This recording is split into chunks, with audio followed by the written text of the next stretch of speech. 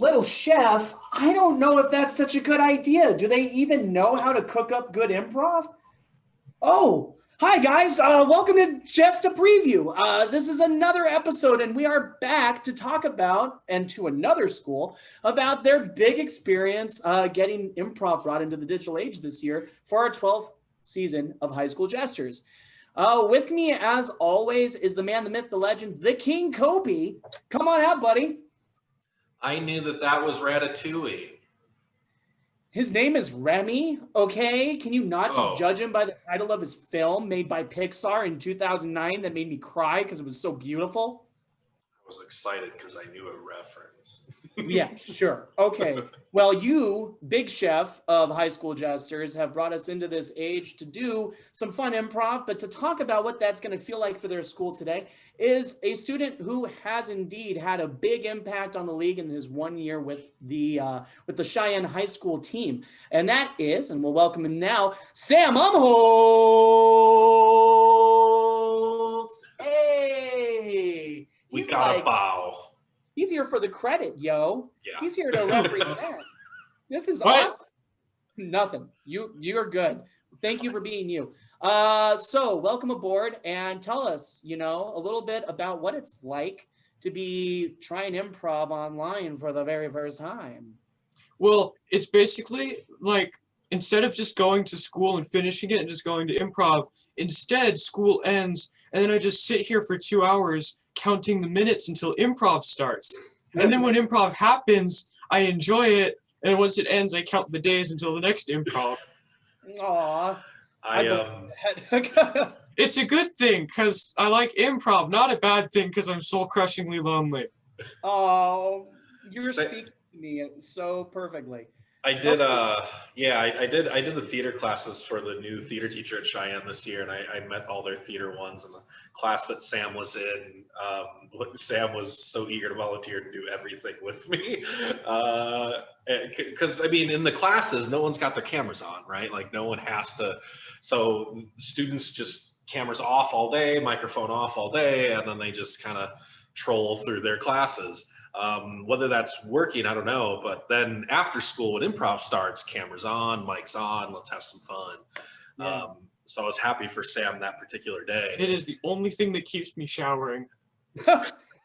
Okay, so already I'd like to say, not only do you have some of the best internet connection we've had yet in an interviewer, or interviewee, I should say, but you also have some great energy. A lot of that has to come from your coach and from the Rookie of the Year, if I'm not mistaken, who was on your team last year, right? Tell us a little bit about what it was like coming up last year with Coach Miley and Isaiah. Thank you so much. Yeah, Isaiah. Well, it was great. I came to Cheyenne right at the end of the first quarter, and actually I came from a behavioral school because I was expelled from my previous school, which that's a whole other story, but I got the charge dismissed, just the whole thing. But anyway, on October the 24th, 2019, I went to my very first improv meeting, and it was so much fun. We did Town Hall, and I remember that was the first game that left an impression, because my character, we were in the auditorium, and I climbed over all the seats to go to the front and ramble and yell about something, and I fell down, like genuinely fell down 7 times. And Wesley, who was an improv at the time, and he's now graduated and left, he actually kept count and was blown away that I fell down that many times. But none of it was on purpose. It was just fun. And I've been in improv ever since. I've enjoyed it, and it allows me to have that fun of being in a team as well as just doing all the weird, crazy stuff I normally do. But it's a good thing, and I've made a lot of, all my friends, except for like 1 or 2 of them, through improv, and I love it. That's an interesting point I just want to speak on. A lot of students embracing their weirdness is something they fear. Embracing their weirdness is something that they'll worry will get them judged and that will actually alienate students. So to hear you say that you get to be yourself and make friends is something that we really think needs to be highlighted about the improv experience. Has it been like, do you have any specific stories of how your weirdness led to more connections instead of less? Well, I think there's just so much stuff like that falling down where I'll say something and it'll just get like memed. one time during a practice, I was playing a dump truck, or the theme was garbage men. I just decided to play a dump truck, and I just jumped up and down and yelled dump truck, and for the rest of the year until it was canceled, there were just people that would just shout dump truck at me. And, That's awesome.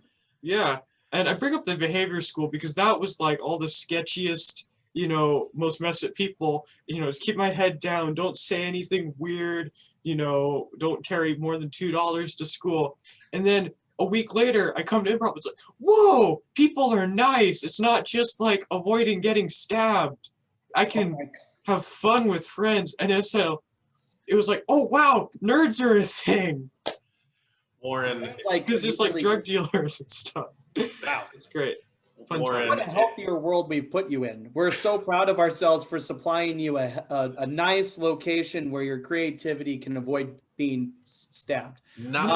Not even that, Warren. Isn't Miley just the best coach for him ever? Like, isn't that such a match made in heaven? Yeah. So bringing in Miley to Cheyenne last year, part of it was because we needed to kind of reinvent the culture at Cheyenne. A lot of teacher changes and just all sorts of stuff. And Miley just, in my soul, felt like the one that could do that.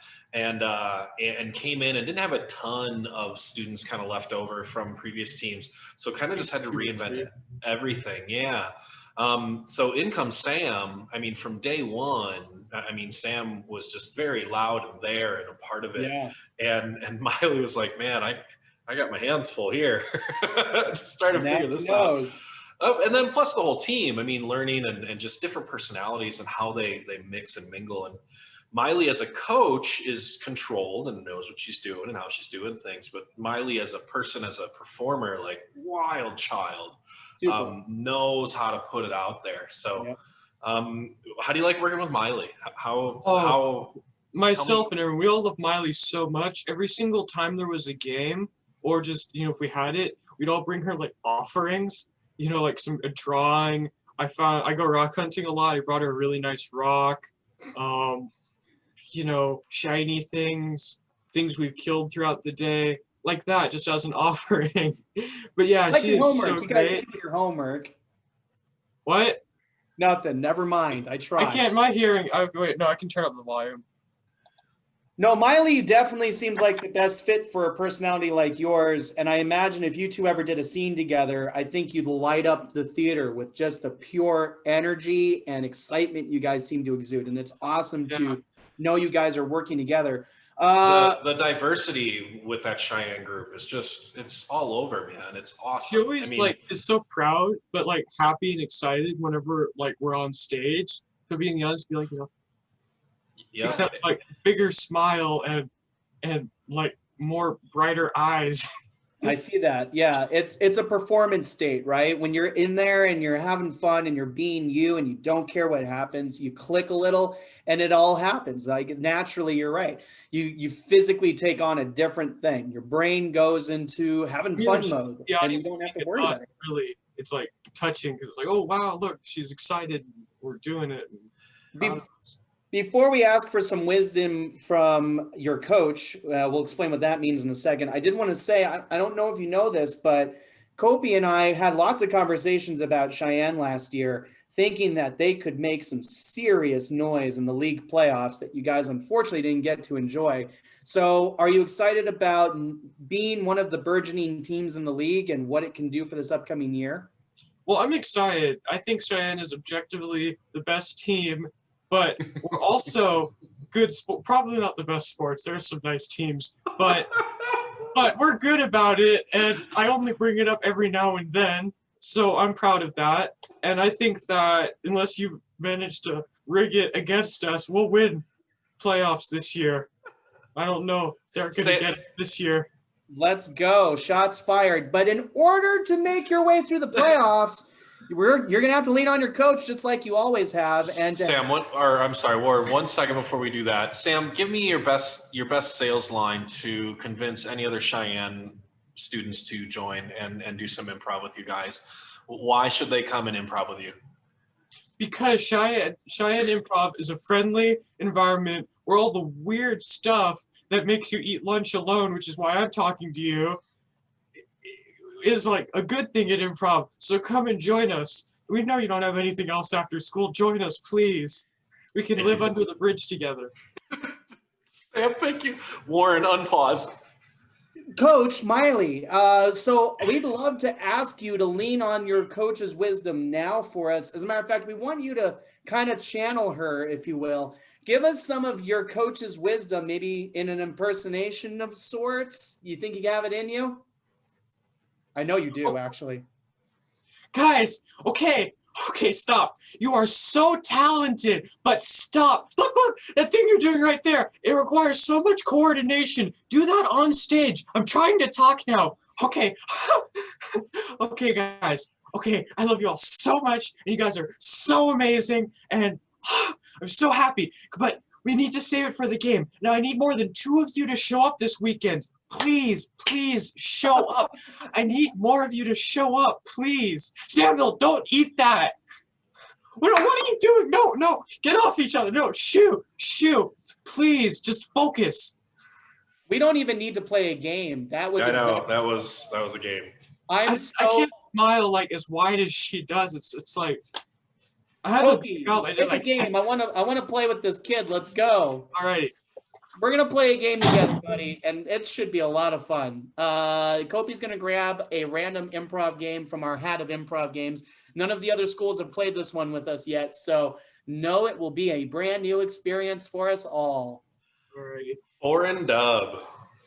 Ooh, I like foreign dub. This should be a So- lot of fun. So here's my suggestion, because Sam's being Sam, is Sam, I would like you to play 2 people in this scene. So I'd like you to stand on one side of your camera and be one person, then move over to the other side of the camera and be another person.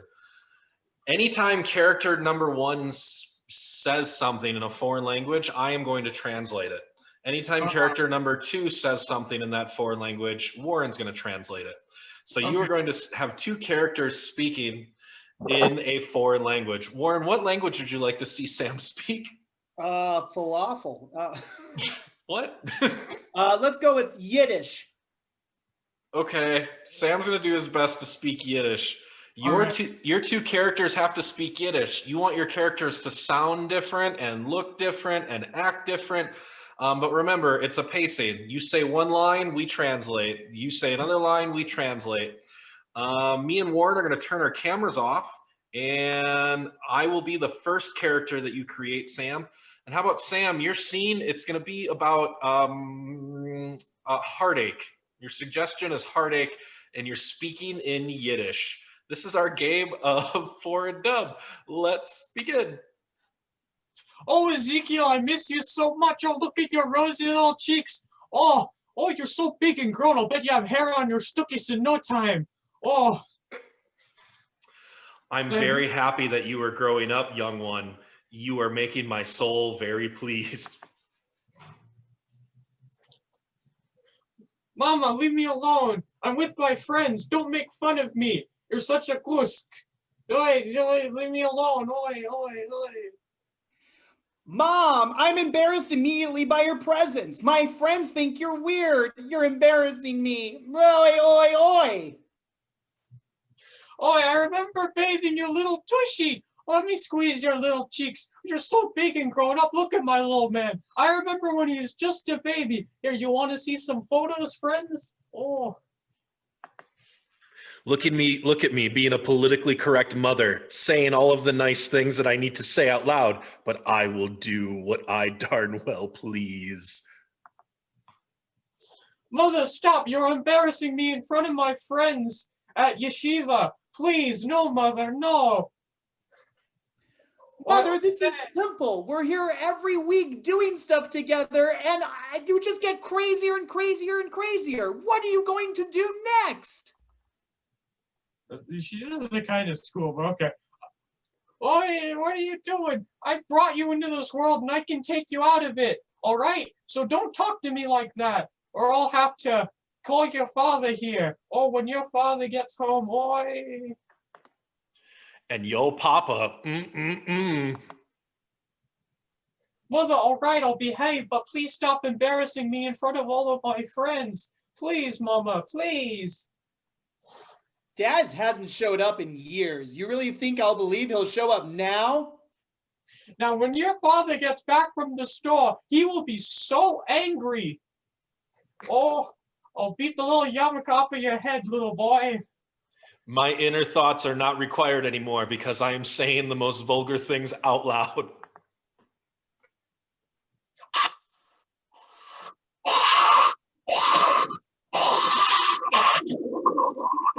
The power of Christ compels you. The power of Christ compels you. See. All right, perfect. Are you sure that's perfect, Kopy? Yeah, I had fun, but- we were gonna play Four and Dove, but we played Thought Bubble instead. It worked. That's true. It's true. But man, was it a hoot. Sam, really, really fun work. I gotta say, I think anybody who sees this would want to play a game with you. So I was trying to think back to the nanny with Fran Drescher. you were great. You had so many great words to throw in there that we could actually play with. And yeah, wonderful work. Very inspiring to watch improv like this done online.